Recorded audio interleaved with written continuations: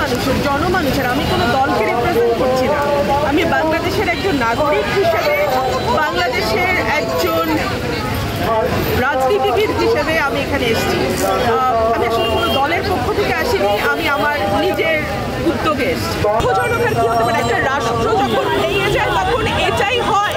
আবু সাঈদের মামলার এজাহারটা আপনারা দেখেন, সেখানে সকলে দেখেছে পুলিশের গুলিতে তিনি মারা গেছেন, কিন্তু সেটার কোনো রিপোর্ট, সেটার কোনো তথ্য এফআইআর-এ নাই।